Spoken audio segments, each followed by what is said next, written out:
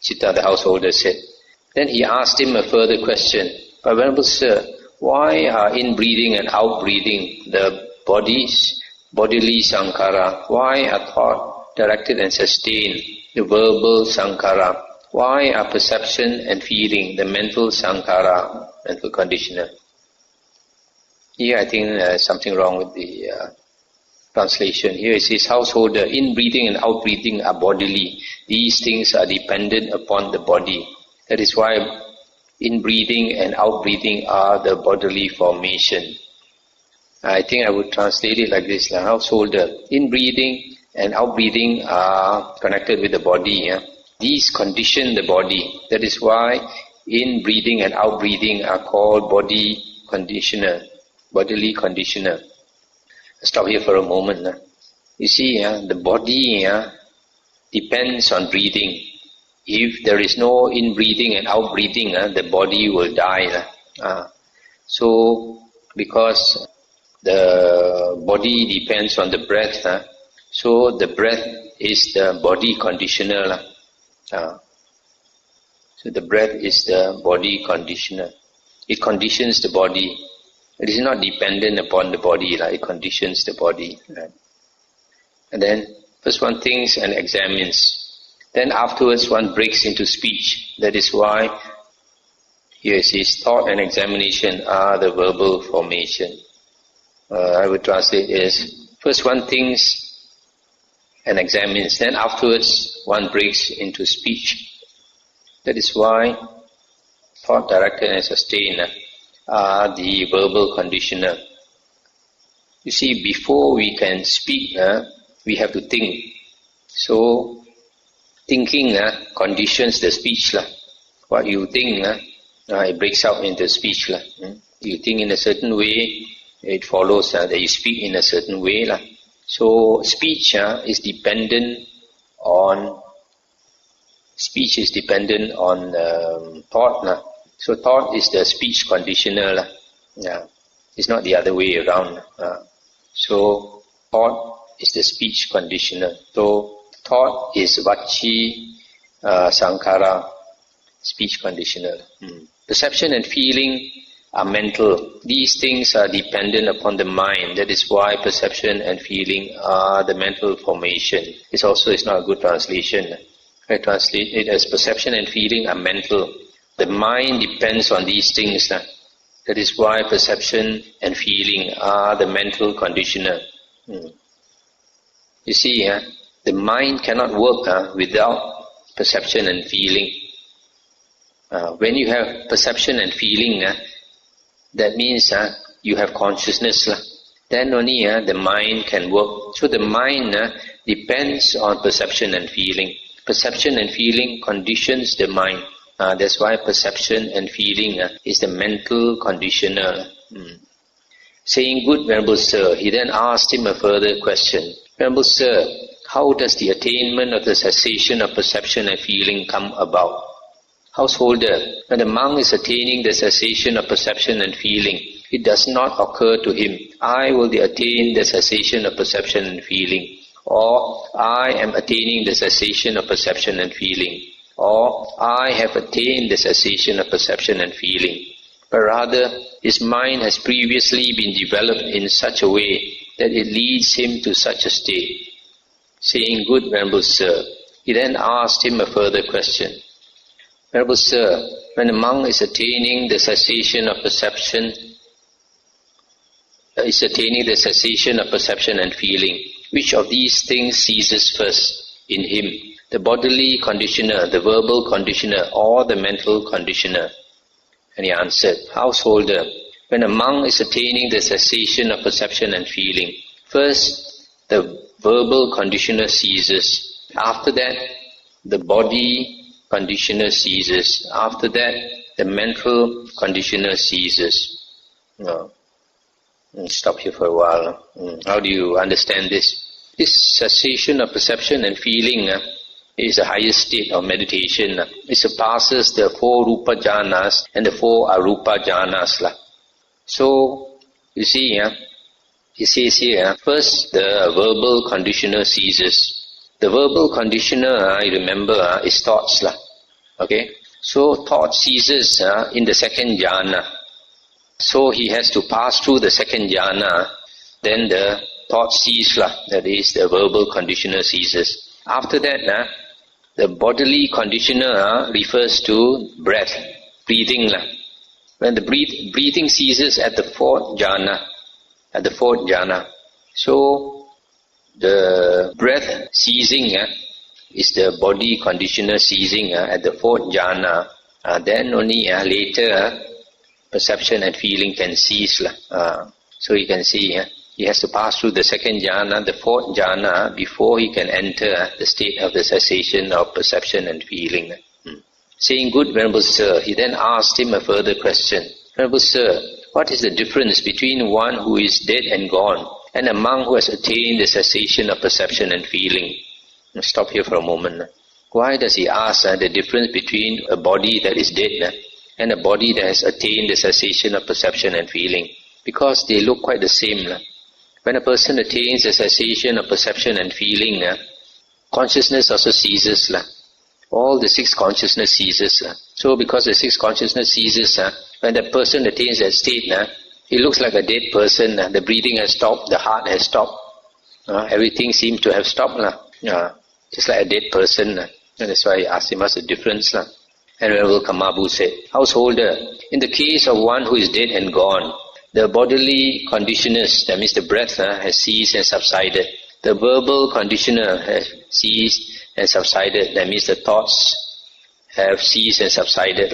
The mental conditioners have ceased and subsided, that means perception and feeling have ceased and subsided. And then his vitality is extinguished. As for a dead person, his vital energy is extinguished. His physical heat has been dissipated, and his faculties are fully broken up. In the case of a monk who has attained the cessation of perception and feeling, the bodily conditioners have ceased and subsided. The verbal conditioners have ceased and subsided. The mental conditioner has ceased and subsided. But his vitality or vital energy is not extinguished. His physical heat has not been dissipated, and his faculties are serene. This is the difference between one who is dead and gone and a monk who has attained the cessation of perception and feeling." Stop here for a moment. So you see the difference between a person who has attained this state, this high state of perception, cessation of perception and feeling, is that when you touch him, his body is still warm compared to the dead body. The corpse has already become cold, whereas the monk in that cessation state, his body is still warm, and his vital energy he still has. That means he can come up to life again, whereas the dead corpse cannot come to life again. Saying, "Good Venerable Sir," he then asked him a further question. "Venerable Sir, how does emergence from the cessation of perception and feeling come about?" Householder, when a monk is emerging from the attainment of the cessation of perception and feeling, it does not occur to him, "I will emerge from the attainment of the cessation of perception and feeling," or "I am emerging from the attainment of the cessation of perception and feeling," or "I have emerged from the attainment of the cessation of perception and feeling." But rather, his mind has previously been developed in such a way that it leads him to such a state. Saying, "Good Venerable Sir," he then asked him a further question. "Venerable Sir, when a monk is emerging from the attainment of the cessation of perception and feeling, which of these things arise first in him, the bodily conditioner, or the verbal conditioner, or the mental conditioner?" And he answered, "Householder, when a monk is emerging from the attainment of the cessation of perception and feeling, first the mental conditioner arises." Mental conditioner is perception and feeling. After that, the bodily conditioner, that means the breath. And after that, the verbal conditioner, that means the thoughts. In other words, when he is coming out of this state of cessation, first perception and feeling must come back. That means the mind starts working. Then after that, the bodily conditioner, which is the breath, the breathing, starts. That means he comes out of the fourth jhana, And then after that, the verbal conditioner arises. That means he goes through the second jhana, because the verbal conditioner is thoughts. So thoughts arise again. So he withdraws in that way from the cessation down to the fourth jhana, down to the second jhana, first jhana, and then he comes out of it. Saying, "Good Venerable Sir," he then asked him a further question. "Venerable Sir, when a monk has emerged from the attainment of the cessation of perception and feeling, how many kinds of contact touch him?" Householder, when a monk has emerged from the attainment of the cessation of perception and feeling, 3 kinds of contact touch him: emptiness contact, signless contact, and undirected contact. The emptiness contact is called the sunyata phasa, I think. Signless is animita, and undirected is apannihita. These 3 are high states of samadhi. The emptiness, sunyata samadhi, the animita samadhi, and the apannihita samadhi. So, because he has emerged from this cessation, so his mind has this contact. Saying, "Good Venerable Sir," he then asked him a further question. "Venerable Sir, when a monk has emerged from the attainment of the cessation of perception and feeling, towards what does his mind slant, slope, and incline?" Householder, when a monk has emerged from the attainment of the cessation of perception and feeling, his mind slants, slopes, and inclines towards seclusion.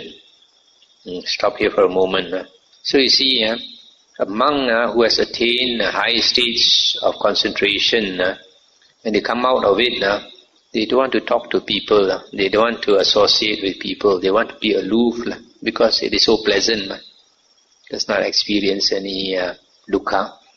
So sometimes people say, some people go for retreat and then they come back, they're supposed to attain the 4 jhanas or 8 jhanas and all that. But if they don't behave like this, be aloof from people, don't want to talk with people, always go into seclusion, then not quite possible that they have attained such high states of jhana or samadhi.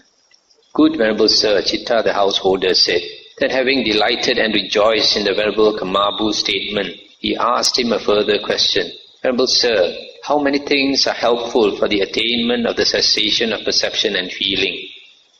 And Venerable Kamabu said, "Indeed, householder, you are asking last what should have been asked first, but still I will answer you. For the attainment of the cessation of perception and feeling, 2 things are helpful: samatha and vipassana." The samatha and vipassana always come together. And in some other suttas, the Buddha says, you cannot attain liberation without samatha and vipassana. You cannot separate them. Unfortunately, nowadays, there are some monks belittle samadhi, belittle samatha, and say that vipassana is enough. But it's never so in the suttas. In the Buddha's teachings, samatha and vipassana both are necessary for liberation, as seen here. So that's the end of the sutta. It's quite an interesting sutta and a bit deep also.